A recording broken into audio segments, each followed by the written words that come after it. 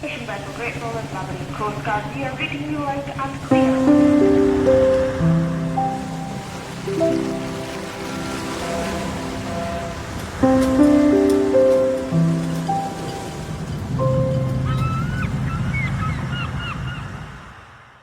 Hello and welcome to Sea Views. And today we're joined by our captain, Brendan O'Shannessy, who's been with us before. Welcome, Brendan.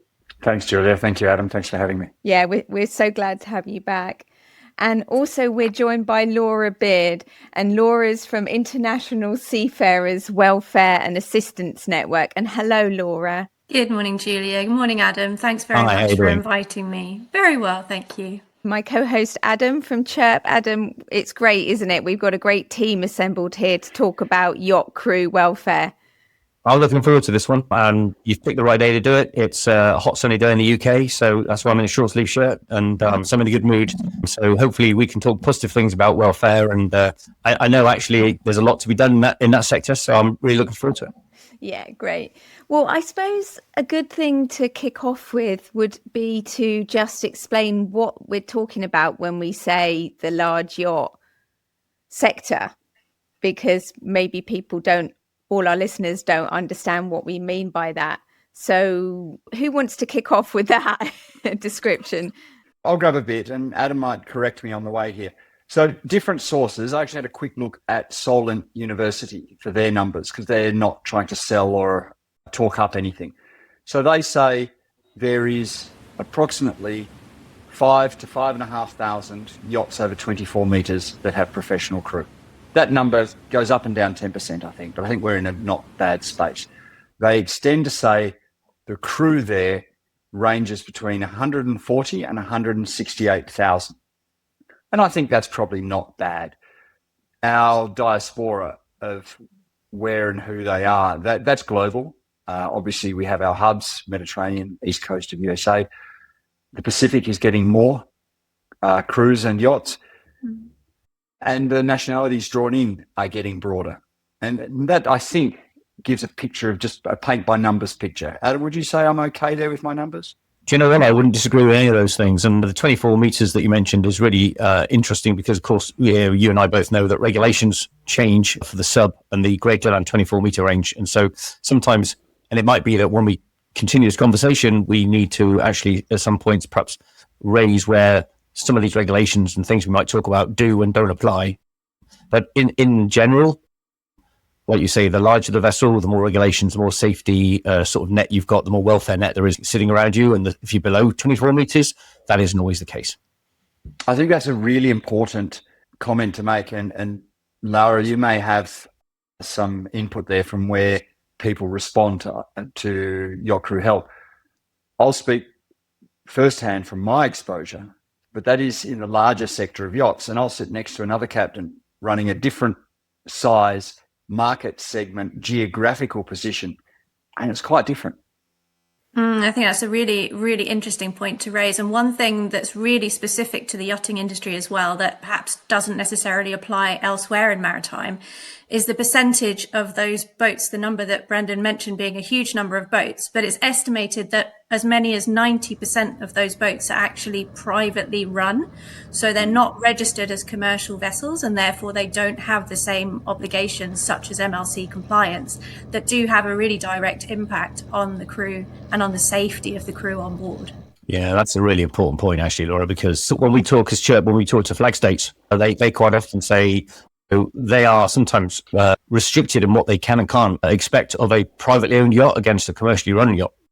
And so it's quite complicated. And I suppose the first takeaway for any of our listeners who may be working on a large yacht is it pays to know what regulations do and don't apply to you, because sometimes expectation management, that doesn't mean that you should accept any lower level of welfare standard than anybody else and be treated like a second-class citizen. That just means that, unfortunately, sometimes the regulations and the protections may not apply to you. But we're talking about a lot of people working on these super yachts. I think sometimes if you're not working in the industry, you might look at these amazing yachts when you're somewhere on holiday and you think about the billionaires and the millionaires, but you don't think about the hundreds and thousands of people that are running it all, and that's a whole big industry, and it is growing, I think, isn't it? And there's certain parts of the world where it's really growing as well. So we're talking about actually a lot of people, aren't we, working at sea in this role? Julie, I'm going to pull your thread there a little bit. I've stepped out of yachting before and gone back to commercial shipping as a marine pilot. And my observation there is when you talk about, if you do think of the people on board, if you look past the shiny, great big white shiny story on your chosen platform, and you think, wow, it must be just the luckiest job in the world. When mariners in commercial shipping go away on a bulk carrier, all their network understands that's hard work every day. There is some empathy, there is some sympathy. They may come from a seafaring culture, and everyone knows you're going off for your 5 or 11-month swing. It's hard. Every time we pick up the phone, there's some empathy. And those that go to yachting, quite often, everyone just looks with envy and just thinks it's the best job in the world.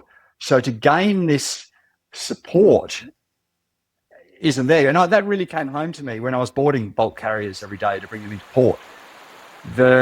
I had a deep empathy. How many days at sea, Captain? 50. Oof. How many days sitting in the anchorage? 30.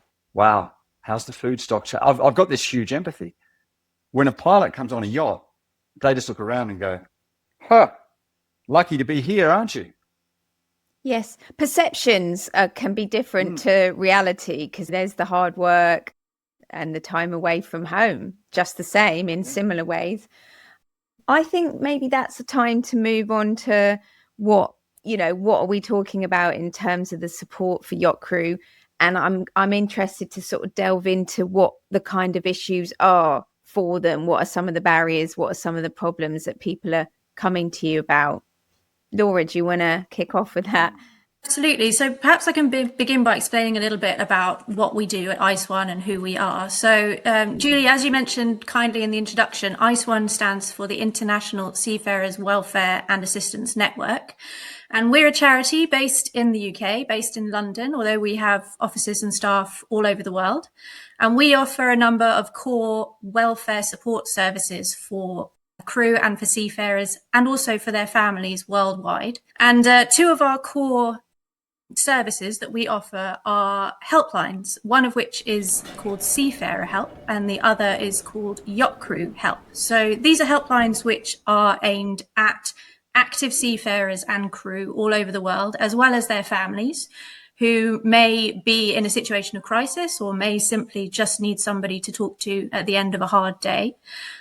But it's really interesting, picking up on Brendan's point earlier on, and which you illustrated very nicely, Julia, about the difference between the yachting industry and the rest of the maritime world. This is something that was identified at ISWAN quite a few years ago. And a piece of research was carried out because it was noticed that Seafarer Help, which was the helpline which existed at the time, was not really being utilised by yacht crew. And a piece of research was carried out to try and understand exactly why. And that research, one of the points that came out of that research was to highlight that many yacht crew actually don't identify themselves as seafarers. They identify themselves as yacht crew. And so a helpline called Seafarer Help, they just simply didn't think that it was for them. And also that piece of research really did highlight that, first of all, the demographic of yacht crew is quite different to elsewhere in the maritime world. And second of all, that the issues that were being reported by the yacht crew were quite distinct to those coming out, for example, from bulk carriers, using the example that Brendan mentioned earlier on. And so from that was born the idea to create Yacht Crew Help, which is a helpline dedicated for yacht crew. It runs 365 days a year, 24 hours a day. And it's a completely confidential, multilingual helpline that crew can call crew of any rank. You might be setting out and looking for your first job in yachting, or you might be a seasoned captain or senior member of the crew. You can contact Yacht Crew Help to talk to us about any issue, be it big or small. There's no judgment on Yacht Crew Help, and we are there 24 hours a day for you. Yeah. Thank you, Laura. It's really good to make that distinction, I think, because there are different perceptions, and clearly some of the yacht crew themselves feel maybe they aren't identifying perhaps and taking advantage of some of these services that they might need. And Adam and I talk a lot about this theme of welfare and mental health for crew across all of the maritime sector, and how it links to safety. And I'd love to delve into what are some of the I know it's confidential, but the types of problems and barriers and issues that people are coming to talk about. Yeah, absolutely. So one of the things that we do at ISWAN, so my role within ISWAN is the Welfare of Yacht Crew Project Manager. So the Welfare of Yacht Crew Project, what we do is we listen to yacht crew. We also use insights and data that come from Yacht Crew Help, from the helpline. So once again, the helpline is 100% confidential. But what we do is we do look at the kinds of issues that are being reported to the helpline, and we identify trends within that data. And then we take those trends and we use them to develop campaigns, resources, initiatives to address those issues at cause. So that, we're essentially our own worst enemy. We're trying to sort of reduce the number of calls to Yacht Crew Help by addressing those issues before they reach a crisis point. So yeah, we do identify trends in the data. And it's a really interesting information to kind of pick apart, because generally what we tend to see is that the issues that are reported to us require a really holistic approach, because whilst we might get somebody contacting Yacht Crew Help to report a safety issue related to fatigue, hours of rest, stress, something like that, when we start to actually speak to the seafarer, to the crew member, and understand what's behind that issue, it tends to turn out that it's actually related to a conflict on board or an issue at home, or perhaps there's a combination of factors that is causing that crew member to experience symptoms of stress. So what we're working on at ISWAN at the moment is actually a new way of analysing our data to go into even more detail than we already have, to look at those different causes and to try and identify trends and to find ways to address them. That's super helpful. And actually, if I may jump in here, and I can say this because it's all open source, what strikes me is the number of Facebook pages there are dedicated. I won't name any individual ones because I'm not endorsing any necessarily, but you can see the angst on Facebook on these yachting sort of crew help type pages where people are going on there and saying, this has happened to me and can anybody help me? And so there's a real call out there for the services that ISWAN offers. And I so often want to jump onto all these pages and say, but there is help out there for you. You just, it's sat there. And I think one of the biggest issues is possibly awareness. I say that as Chirp, who struggle with the same issue. And I suppose if anybody who's listening to this podcast knows anybody in the large yacht industry, do make them aware of ISWAN, because actually it is can be a source of great comfort and support for people who are suffering real issues. Yeah, absolutely, Adam. Thanks very much for raising that. We are seeing that there is a growing awareness, I think, of ISWAN and of Yacht Crew Help out there through all sorts of initiatives. But we are very much aware that there are a lot of yacht crew who haven't necessarily heard of us. And so we are planning later on in the year a structured awareness campaign to try and get those Yacht Crew Help contact details out to as many crew as possible in all locations all across the world.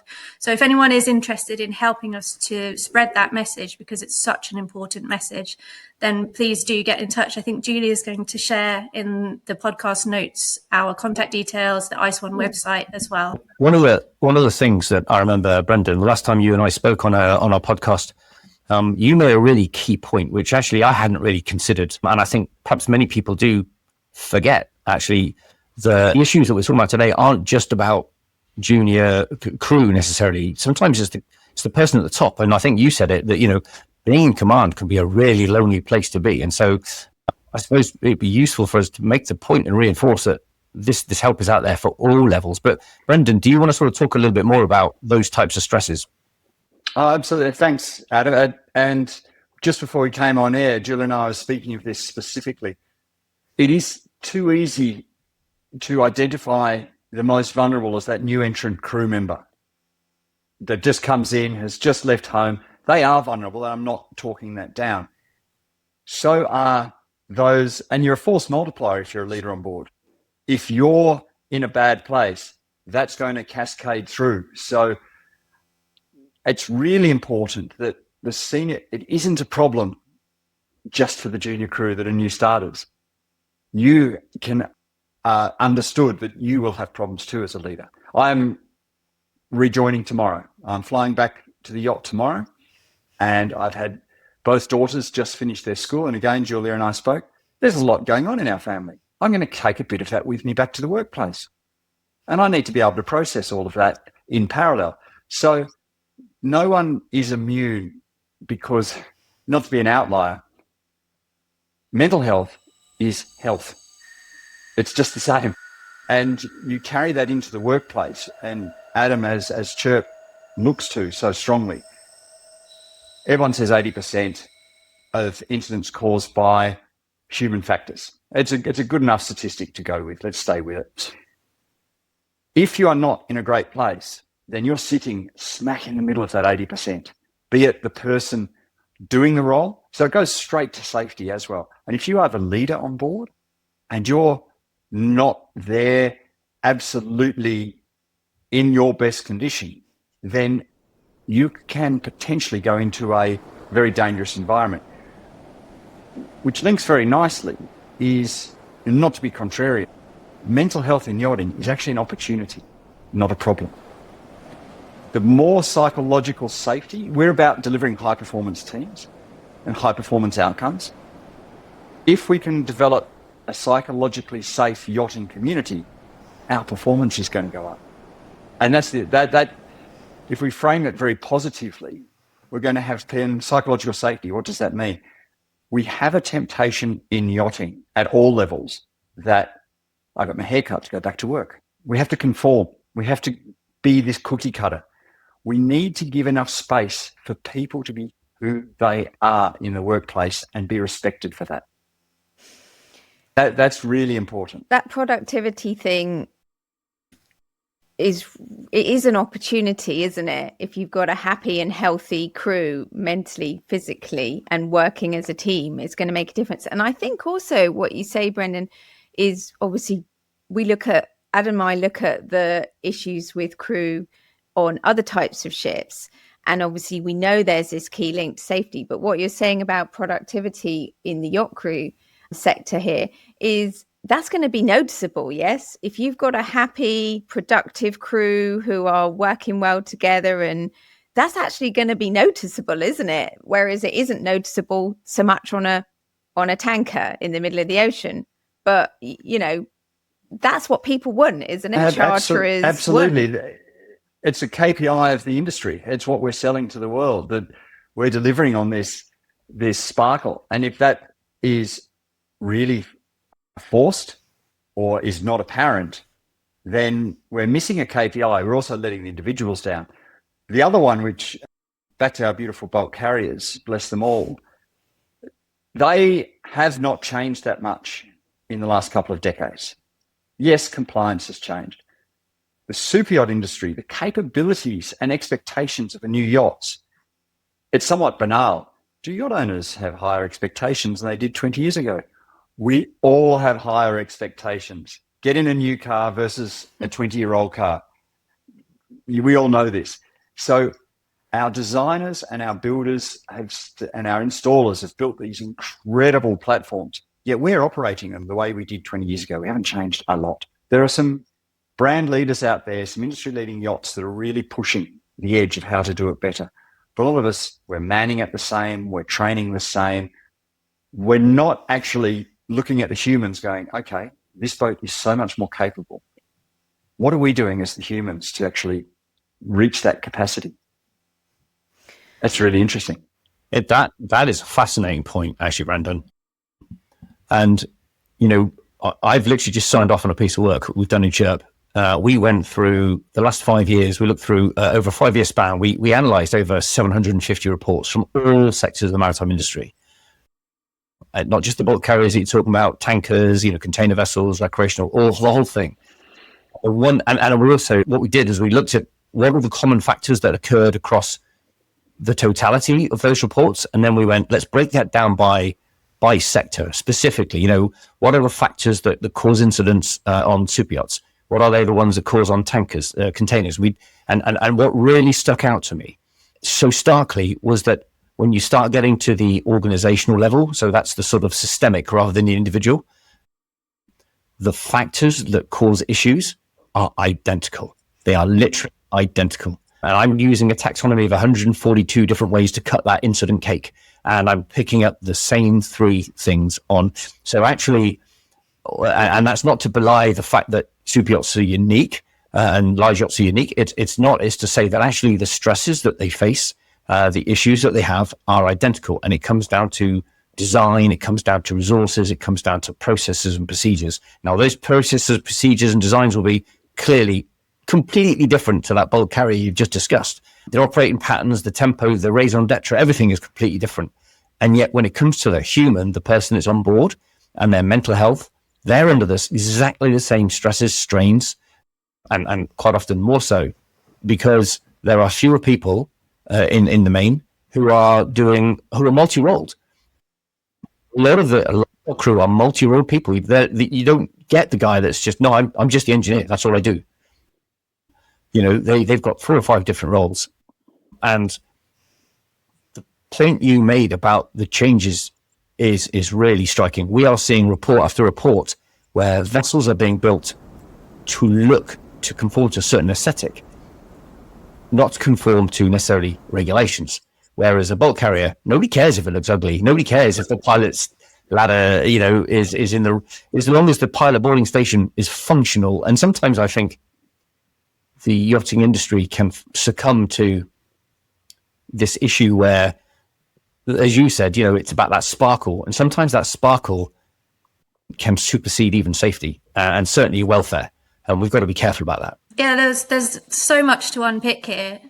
And there are a few points that I would like to jump on, actually, if I may. One of the things that struck me, Adam, as you were speaking just then quite rightly, is that the yachting industry is actually, when we look at it, incredibly diverse. We were talking earlier about the number of vessels that are classed as yachts, but that can go from a 24-meter yacht that may have 2 or 3 crew on board, right up to a 140-meter plus that may have, nearly 100 crew on the payroll. So it's one of the challenges we really experience at ISWAN is that there is no one-size-fits-all answer where we say, look, here's the thing that's going to magically fix this issue across all yachts.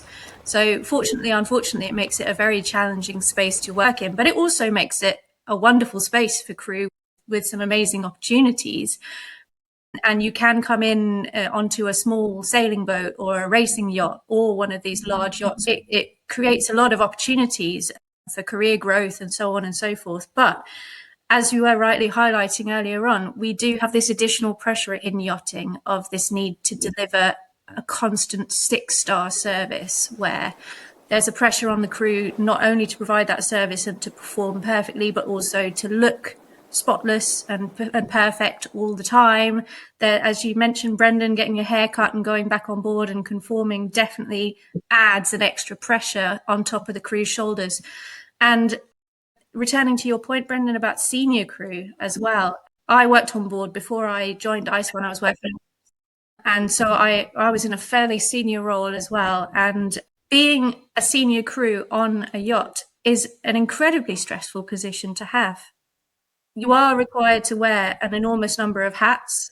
You are also quite often responsible for a whole team of crew. You're leading from the front. You're also supporting those crew through their welfare issues. Who are they going to turn to when they have a problem? Well, it's going to be their head of department, their captain.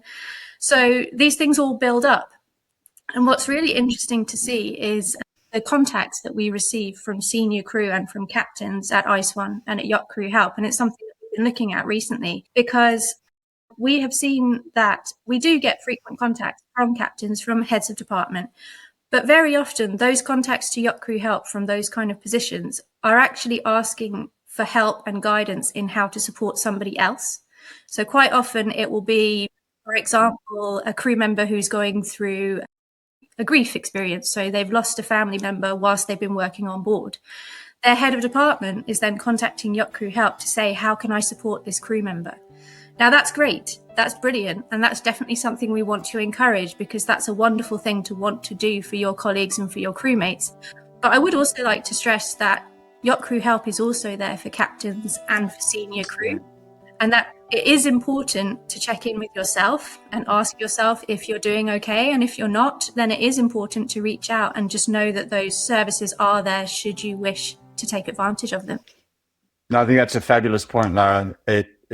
Our consistent theme on this call has been, it's not just for the immediately identifiable vulnerable person that you might think is the new entrant. Sometimes it's those that have been in yachting a long time, are questioning whether it is still their place. And those people need to feel relaxed that they too should seek support when it's needed. Absolutely. I think it's a great service that the Yacht Crew Help is available for everybody, whatever your role is. And it's really interesting also in that industry, because you've got a lot of people, I'm thinking, who are coming in perhaps from hospitality, who've never worked at sea. So all of a sudden they've come from what I would imagine was probably quite a sociable, kind of fun kind of job for a young person. But then when you come to go to sea, it's a little bit different, isn't it? That environment's different. So they've got those added kind of environment stresses, if you like, coming into it. And so you've got a whole lot of different individuals, all with perhaps different challenges. So it's great that it can be for whatever level you are, however long you've been in the industry, and that people shouldn't feel, like, for example, Brendan, at your level, shouldn't think, well, I know everything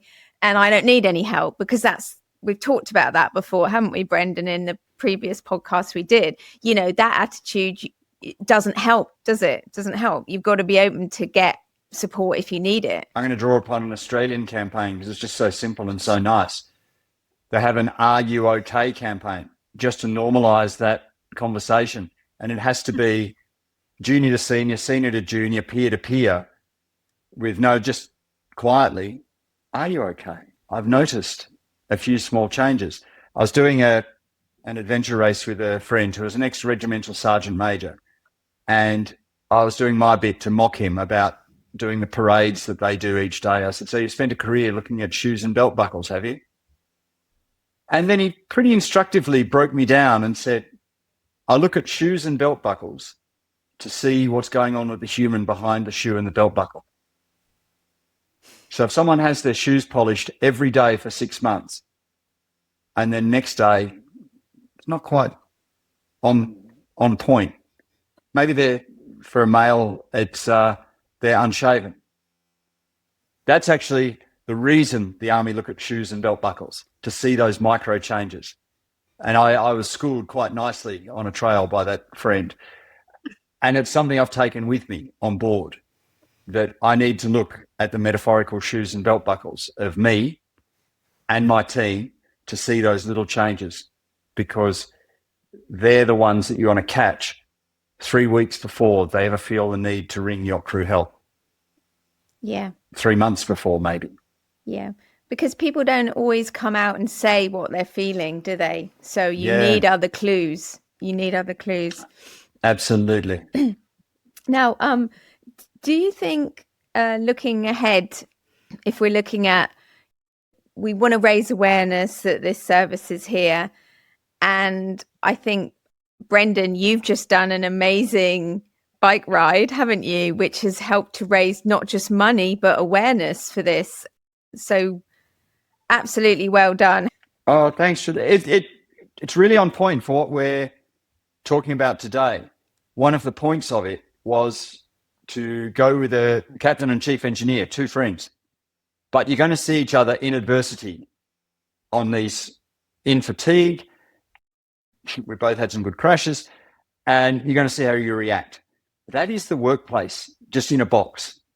When everything is going well, you're all great. You're all good friends. When it starts to come back, you get to learn some truths about each other. Wonder what my fitness has done in the last 11 years. Am I still going to be able to finish it? They're the little voices going through, which is the same voices that are going on in the workplace on board. Am I still on my game here? Oh, gee, these guys just coming out of college are really sharp. And am I still on my game? So the parallels were just there. And so we did raise some funds, but more than that, as you said, through a great network, we got a lot of people seeing Yacht Crew Help, and just getting that embedded in there, opportunity for better performance. It's not because you just want to call out problems. That's not the case. We just wanted to do something that got a lot of people, I wonder what they've done today. Oh, he's writing about Yacht Crew Help again. Okay. Where's the photo? But they've seen it. Yes. And that was our point. You got conversations going, definitely, as well as we loved your posts and seeing your progress and crashes and everything. Like the Formula One. Lara, when I was riding Transalp, it went for 7 days. And there was a point where I thought, let's juxtapose what happens at Yacht Crew Help in a 7-day period. What were those numbers again? Yeah, so this is really interesting, and it is something that really does speak volumes. So during those 7 days, we went back and had a little look at the contacts to Yacht Crew Help, and we actually received 20 contacts within that time. So 60% of those contacts were completely new. So somebody that hadn't contacted Yacht Crew Help before or was calling to talk about a new issue. And then the remaining 40% were follow-up contacts related to an ongoing and potentially complex issue as well. So that's 20 individuals that we spoke to on Yacht Crew Help during that week. So looking ahead, though, to the future, what I always ask our guests if there's something you could change that would make a difference to safety. And I'm gonna ask Laura first. Laura, do you have anything you could change, you wish you could change for safety? Yeah, absolutely. I think that this, at the risk of sounding like I'm repeating myself, really, the most important thing for me is that on board and ashore, we should be creating environments where crew and anyone working with and around the crew feel that they can express a concern, a question, a query. They feel that they can express it without judgment, without the risk of being made fun of. Ideally, on board every single yacht, that environment would exist where there's no silly questions, and that the most junior or the most senior yacht crew feel that they can put their hand up and say, actually, I was just wondering about this before we start, or can we just take a break and talk about this that I've noticed?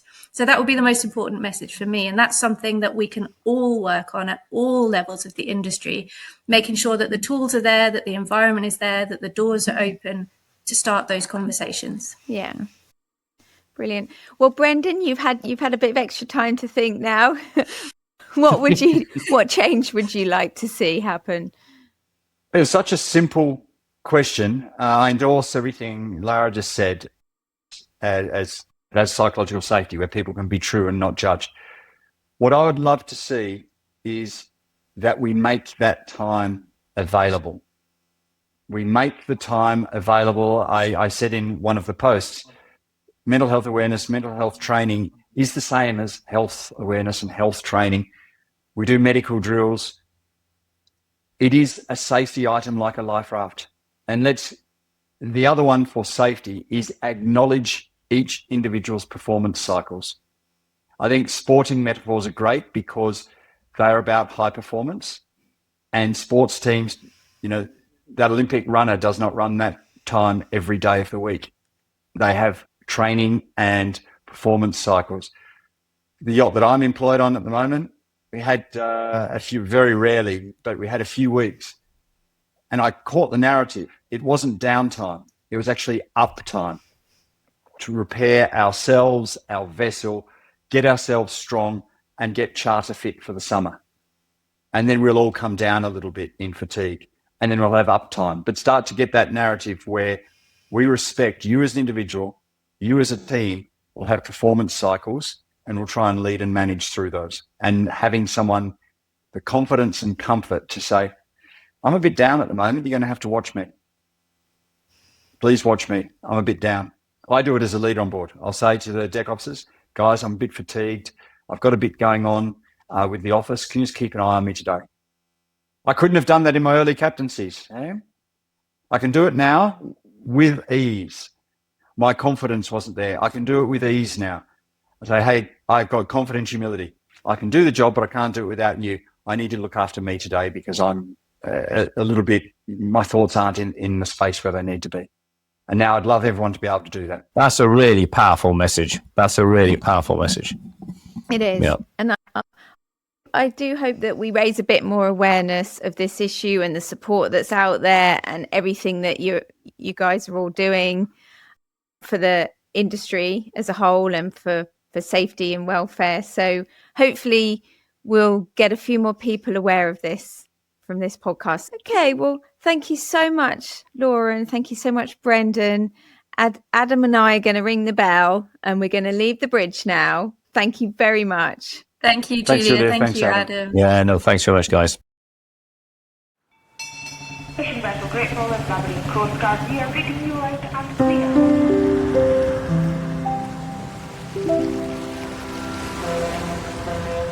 clear.